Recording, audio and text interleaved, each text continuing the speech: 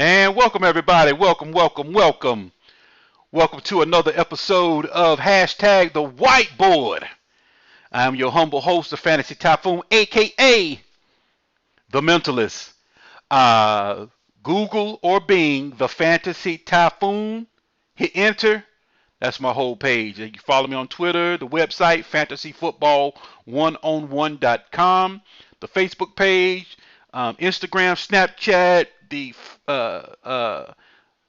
um, all my information is there. So you can kind of follow me there. Um, for those of you who would like to help out, maybe come write with us, fantasyfootball1on1.com. Shoot me an email, thefantasytyphoon@hotmail.com. We'll see if we can't get you in. Like I said, I'm like the hoodie. Whatever you do good, whatever you excel in, that's what we'll have you doing. We'll put you in your lane. If you're good at rankings, then we'll have you rank. If you're good at evaluating rookies, then we'll bring you in doing rookies. Whatever you do good, whatever you excel in, like Bill Belichick, like the hoodie. Whatever you excel in, then that's what we will let you run. If you're good at running Twitter account, then hey, give you the Twitter account and let you run it. So if you're good at news coming out, news and notes, then we'll let you do that. If you're good at DFS, we'll let you do that. Give you your own show on Blog Talk. If you can do Dynasty, let you handle all the Dynasty content. So you see where I'm going with that, folks.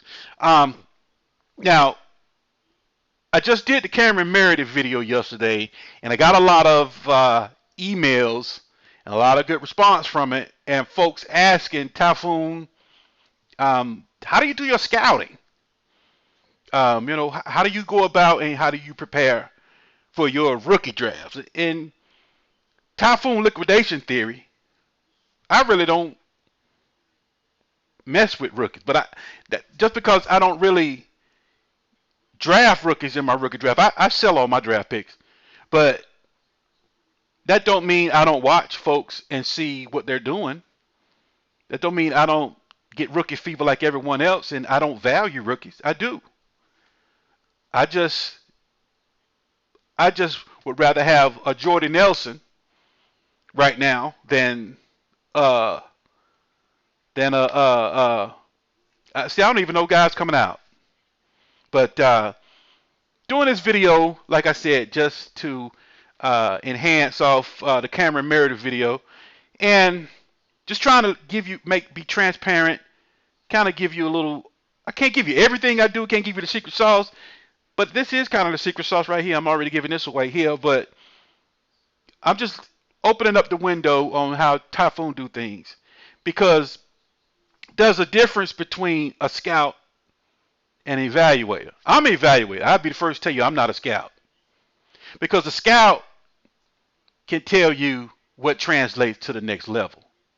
An evaluator can just low pad level, wiggle, AB gaps, catches with his hands. I can do that. But I can't tell you if the low pad level, the AB gaps, catching with his hands would translate to the NFL. See, only 2 of those traits might translate to the NFL on the prospect. That's what you need to know. Anybody can tell you the traits. Anybody can do traits. Do they translate to the NFL? That is the key. Because Kevin White, even your professional evaluators, really didn't see the translation to the NFL. And I'll show you, it's now on hindsight, it's so simple. Let's take Kevin White, for instance. Like I said, I was doing Cameron Meredith, and I was watching Kevin White's video, and it just looked just like his rookie tape, but it didn't translate.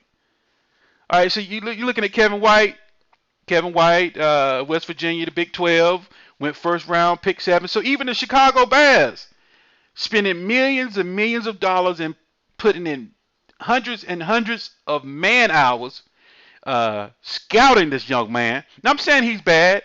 I'm not saying he can't make the transition. I'm just saying, as of right now, today, his game isn't translating to the NFL level, especially for a first round pick, going number 7 off the board. That's high, folks. That's high in the NFL. You need to come in and be Pro Bowl day 1. You know, that's Odell Beckham type production. Is when you draft somebody first round pick 7, you're looking for Odell Beckham type production. Absolutely. Now look, you looking at his combine, 4.35, 23 reps on the bench press. Look good at the combine, but I don't care if it looks good at the combine. Does it translate? That's the question. So in other words, folks, I do a lot of research and I do my recon, and then I sit down and I try to see what translates, because that is not too many people can do it. And I found 3 people that I really go to after I do all my evaluation and do all of my stuff on my own. Then I go to them and kind of pick their brain to kind of see what translates. So the question you should be asking is not like a scouting report. Anybody can do a scouting report, but the question is what translates. All right, let's use Kevin White for a simple. I'm trying to do a quick video. Hopefully this will go fast because this is pretty simple. He's a 9 route. That's it. You knew this when you scouted him. Chicago Bears drafting department knew this when they scouted him. Let's read. First of all, where I am right now is NFL.com draft profile. Google Kevin White NFL draft profile, and it'll come up at NFL.com. And this is what I use on every player first. I kind of get here first, kind of come in and read the analysts of the experts, kind of get their view first. You look at it, draft analyst. White ran a 4.35 at the combine with the ball in his hand. This kid is exciting. He's a natural ball catcher. He's going to be on Jay Cutler now to get it done. So that's what Mike Mayock said. Mike Mayock is very respected in the scouting community.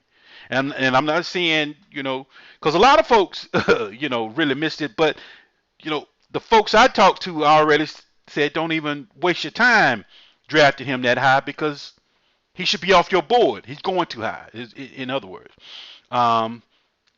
Let's look at it. You read his overview here. I'll let you guys do that. And you read his analysts here, his strengths, his weaknesses. Even they give him a projected top 10. Even whoever did Lance Zerline, very respected on Twitter. Very respect this guy. I respect everything he says. Comparison, DeAndre Hopkins was raw. Not saying Kevin White is a bust yet, but Kevin White is raw. Let's read the bottom line. This is where I really go to, because this is where he's summing it up, and he's really trying to tell you what translates. He's trying to tell you. He's not just a product of West Virginia's system. He's talented. White showed off 23 reps on the bench press and a blazing 4.35 at the combine, proving he has the top end speed to go with the size of strip. So he's trying to tell you his speed would translate. He's trying to tell you that his strength would translate to the next level. White came into West Virginia with very limited confidence, according to team insiders. But when he's trying to give you a little inside information, trying to peel back the layers of his mental state. White came into West Virginia with very limited confidence, according to team insiders. But when he left, he had realized his rare talent. White lacks the polish of Amari Cooper, so he's trying to tell you he's raw. But some teams already believe he has the best upside of any wide receiver in the draft. Now, my guys who are scouts, not evaluators, they always tell me, but some teams already believe he has the best upside, potential, future use of any wide receiver in this draft. And they tell me that right there will get you fired. Upside, the word upside, potential, could be, projected to be, That right there get you fired. So when you hear those words projected, kind of listen to those, because they're trying to tell you what they're telling you is he's not there, but he should be. And that's where a lot of folks lose their job, is on the could be. So you really look at it. Now let me see here how I want to do the next step. Let me take you to his college tape. So bear with me for a minute right quick. We'll move on over to his college tape. Okay, folks, here we are. Fantasy Typhoon here. Here we are. Now we are with his college tape. And it looks good, man. It looks good. I mean, just looking at it. You see fantasy points, but does it translate to the NFL? That's the question. So on these new guys that are coming out, the question is, does it translate to the NFL? That's the question you need answered. Okay, let's watch him. Go ahead and watch Kevin White. Oh, this is beautiful. But if you really look at it, we'll expose him when he gets to the next level. Like I said, he's raw. Z receiver. Look at it. Woo! One hand catch. Looks beautiful. Looks beautiful. Didn't get bumped at the line, if you notice. Right down here. Didn't get bumped. Wide open. Boom.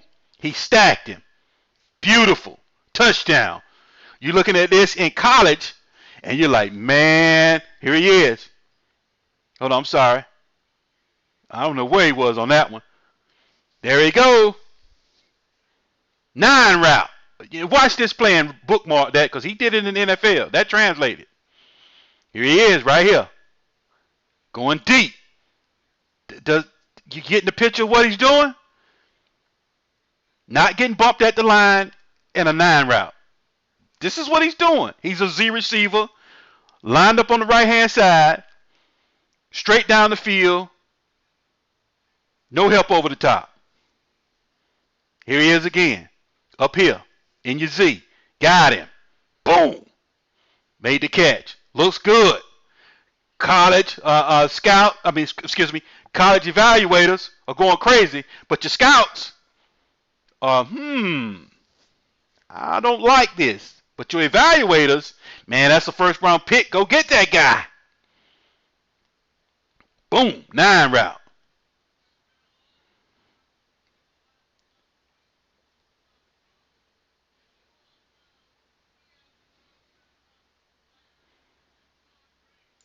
Okay, that was a slant. That was a little slant. Something a little different. Ball in his hand. He's gone. Looks good.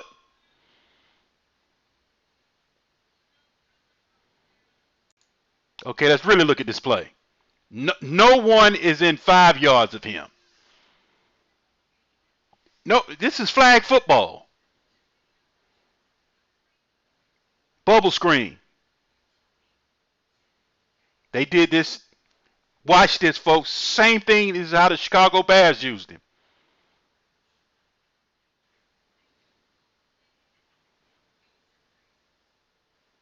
This is your scouting one-on-one. Does it translate? A crossing route. So what are you seeing? Couple of crossings and goes. Everything is from the Z receiver side. Here we go, folks. Then we'll take this one here, and then we'll go to the NFL tape. 9 route. Looks good. Okay, folks. Now let's go to his NFL tape. Tell me if this doesn't look familiar. Remember his route tree, the slant and the go. That's all he did from the Z position. All right. Against my Cowboys. Here he is right up here. Remember that slant he took to the house? Down the middle? Here it is. A bad throw by Cutler. We'll let him off the hook on that one. It was a bad throw by Cutler. Let's see if they give us a replay. This is TV copy. All 22 is a little back too far. Let's see. Let's see if we get a replay. There he is right there. That's your slant. Now he could have caught it and got the first down if that's not White's fault. Okay, folks, here we go again. Another play against the Cowboys. Right up top. Here he is up here. The Z receiver. Just a little simple comeback route. What he did in college. But he made those guys miss in college and went to the house. So what I'm trying to show you is, did it translate? That's what we're looking at here. Boom. Claiborne right on top of him. Tackle. As soon as he touched the ball. Is it translating? That separation skills, that 4-3-5. Do you see it? Remember, folks, the little bubble screen in college? Wide open. Won't nobody like the flag football reference I gave? Here he is here. They're faster in the field, man. They're fast. Okay, folks, here we go. Right here at the Z. Now we get ready to show you 5 straight 9 routes after this. This is his little comeback. Okay. Okay, folks, here we go. Right here. 9 route on Claiborne. Here it is, man on man, just like West Virginia. Don't it look the same? Boom! Didn't catch it. Did it look the same? That looked like the same route. All you had to do was put him back in West Virginia. Same thing. Let's take a look. Did it translate? Nobody touched him. He finally got what he did in college. He got it. No bump at the line. Went right through his hands. Now, he can catch that next time, but for this time, he didn't. Okay, folks, here we go again. Right here, Kevin White on Claiborne. 9 route. Here we go. There it is again. Ugh! Claiborne used the sideline. You would think he would know. You would think Kevin White would understand the sideline now. Claiborne. Okay, let's come back to that play again. Same play I just showed you. This is not another go route. This is the same one. Watch. See how close he is to the sideline? Claiborne and the sideline. Now this is an extra defender. So now he worked in college. It's not working in the NFL. It didn't translate. And this is all he could do. Watch. Look at all this space here. Watch how Claiborne just pushes him right over and right. There's no way he can catch the ball. See, they even doing it here. He's pushing him over to the side. Okay, here we go again. Kevin White. Right here, Claiborne. Again. Not touched at the line. I got to freeze there. Let me run this one back. Okay, let's try it again. I got to freeze. This is the same play. This is not a different play. It's the same one. Kevin White, Claiborne. 9 route. Got a little bump at the line, a little contested. This time didn't get pushed over. Went up, manhandled the ball. You saw it at West Virginia. You saw that at West Virginia. Let's see if I'm using the TV copy this time. I'm not even going all 22 here. You can see it a little bit better this way. Watch him. You even saw this same play at West Virginia. He got one. He got one. So there's a little something there on the 9 route. He got one. Here it is again. Too high. But he was contested. He got pushed to the sideline again. Same play. Look, are you getting it? That was a different play. Are you watching this? That's like five go routes. All right, let's watch. Here it is again. I mean, the same play. Look, see how close he is to the sideline? It's not working. Okay, let's do another one. Kevin White here. This is a different play. Same. Watch how that is. Same thing. They are trying their best. There it is again. Nope, didn't work. Claiborne got him. Didn't translate.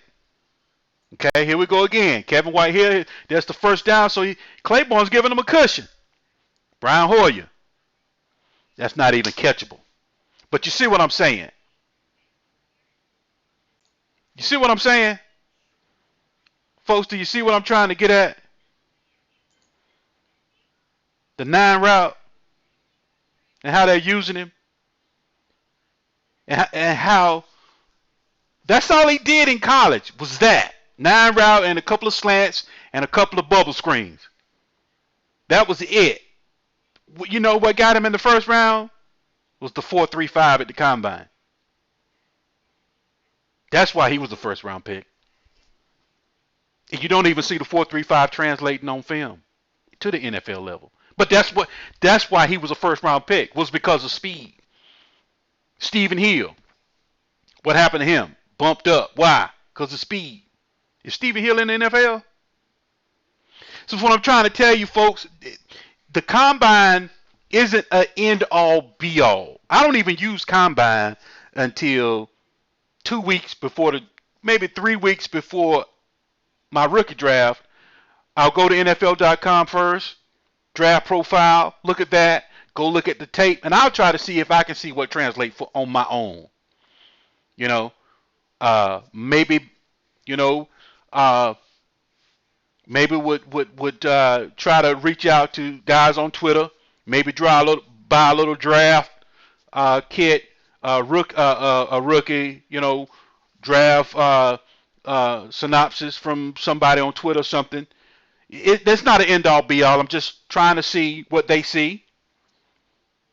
But before I do anything, I go to my guys and I ask them what traits translate. Then I take that and then I combine with my knowledge of modified spread, modified West Coast, traditional West Coast, HW personnel, pistol, read option, RPO, and then I'll make my decision because I know the traits that each one of those positions require. Wide receiver, tight end, halfback. Do you need to have pass? Do you need to be able to catch? To be an every down back, your size for that scheme? Do you need to be over 215 pounds or not? Wide receiver, do you really need a 6'3" guy, 215? Or do you really need a guy who runs 4.3 at the combine? Does speed really matter at the X position for the modified spread? Or does it matter more at the traditional pro style offense? So that's once you get what translate, then you see what team drafted him. In my opinion, for me, that's when I can really put my expertise and my skills together, and I can really come out with a good projection on what should happen for that player going forward. Kind of like Devontae Booker. Did a whole write up, did a whole video on Devontae Booker, but it wasn't what the masses wanted it. And to be honest with you, I was a little skeptical and a little tentative on releasing it, and I didn't. I was showing you on film study. I did one on Devontae Booker last year, showing you how he was running over the backs of the linemen, showing you how he was missing his holes, showing you how he was, first instinct was to go to the D gap when it was an A-B gap run, showing you that the zone blocking system, the stretch zone and the outside zone was not his forte, but that's what Gary Kubiak was using. And I was trying to tell you guys, trying to show you guys that he's not ready yet in that system. It's not him being skilled. It's just that what translates to the NFL, the Denver offense wasn't specializing in it. So he's like a fish out of water. You know, you take a fish out of water and you put him on the side and he's gasping for air. He doesn't know what to do. But you take that same fish and you drop him in water. That's when his genius comes out. So now, what's the question? So now everybody is buying C.J. Anderson, and now you're just leaving Devontae Booker to the side. But what happened? A coaching change. So now you got a coaching change in there. McCoy and the boys, more power-oriented. So now the scheme is switching from C.J. Anderson over to Devontae Booker. But now Devontae Booker is a bad name, is mud, and C.J. Anderson is the hero. Because it was like once C.J. Anderson went down, the whole running game went to whack. And I try to tell you, bump your brakes on Devontae Booker. It's not because he can't run. See, folks are looking at him now like he don't know. Folks are looking at him now like he's a bust. Like, oh man, Devontae Booker's nothing. But true folks who understand schemes and coaches' tendencies see a buy there. And I might release that video. I was a little tentative to release because I knew I was going to take a whole lot of flack for it. And tell you the truth, I really didn't even feel like taking all the flack for Devontae Booker. So I just sat back and kind of told you on Twitter. Everybody was like, "Oh, get Devontae Booker, get Devontae Booker," and I tweet out, "Whoa, bump your brakes on Devontae Booker. He's not ready yet. He's in his own blocking scheme." So now Kubiak's gone. Now you have a whole new coaching staff. When C.J. Anderson is slow, and in his own blocking system, it's patience. And you got to know when to put your foot in the ground and go get it. C.J. Anderson has mastered that because he's a slower back. Devontae Booker is more of a fast back. He wants to go get his. So he's more of a fast back, and he reads helmet, and he's running from color. And that don't work in his own blocking system. So now the tide is shifting more towards Booker than Anderson. Now you have a new coaching staff. You have new eyes on the situation. So now you have I think you even have a new running backs coach. So now you have a whole new situation because those guys don't know C.J. Anderson and Booker. So now there's 0-0 when they come to camp. And now the system is more shifted towards more Devontae Booker than C.J. Anderson. So I don't know. Just want to throw a little something out there. Basically, this was more of a scouting video of how I scout and how do I come to my conclusions on some of these players that I tell you I won't touch, and everybody else will tell you to buy, but I tell you don't touch. I'm just trying to give you a little bit more, just being a little bit more transparent on how the Fantasy Typhoon do. Now, this is how I do it. I'm not like I said at the beginning, this is a disclaimer. I'm not trying to hurt nobody, not trying to insult anybody, not trying to embarrass anybody. I'm just telling you how I do it. Like I said, on all my videos and everything that I do for fantasyfootball1on1.com, it's information that you usually don't get from the masses. Because what we do is a little different. We're the 5%. We're not the 95%. We're the 5%. Just trying to give you something that you usually don't get from nowhere else. Trying to help you get better. Trying to help you make yourself better. Trying to help your fantasy teams get better. Trying to help you bring home more championships, and try to help you laugh a little bit more on Sunday. That's all. So you look at Kevin White, what I do first, and I'm going to wrap it up. First, I go to NFL Draft Profile. Look at him, read it. I read that bottom, if there's a bottom one on the player, the synopsis. I read that. Then I'll go look at the tape. See, I'll start going through the draft profiles. I let them write them up, and I'll probably start doing that probably sometime in about March, because I don't even really know the players right now. I'll do it in March. Start looking at the write-ups. I'll go through all that probably the first week. Then the second week in March through probably about the middle of April, I'll be watching film. I'll go back and just trying to see what are their signature plays. Like Kevin White's signature play was the 9 route, was the slant, and the bubble screen. But he lived off the 9 route.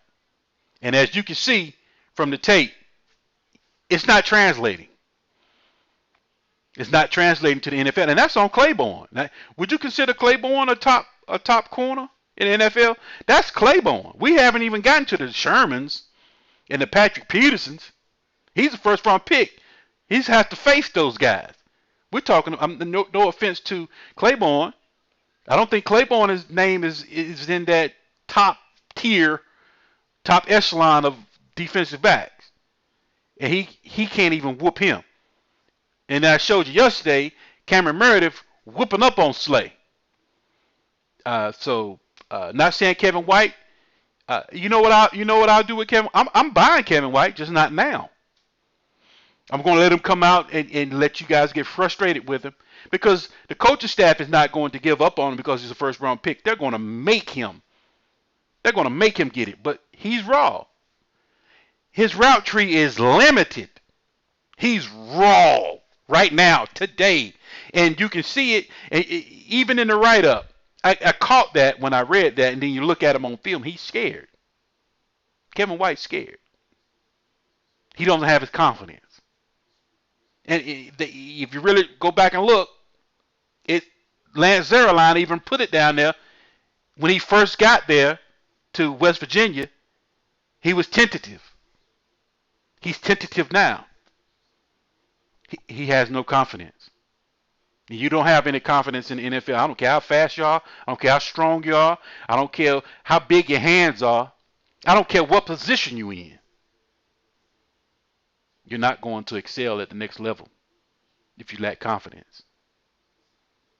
So I'm taking that to myself. So now any video I make, I'm not going to lack the confidence of releasing it. I'm putting it out there. I don't care what you say.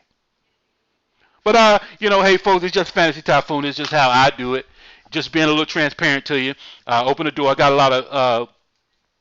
lot of emails to the fact, so I'm just opening up the door to let you in. I tried to do a little short video again. Here we are, over 20 minutes again, folks. FantasyFootball1on1.com. Thank you for watching. Google or Bing the Fantasy Typhoon. Hit enter. That's my whole page. And what I want to say, the Fantasy Typhoon at hotmail.com if you're interested in helping us take over the fantasy football community. We go. Okay, folks. Before I go, I just wanted to let's see, give you.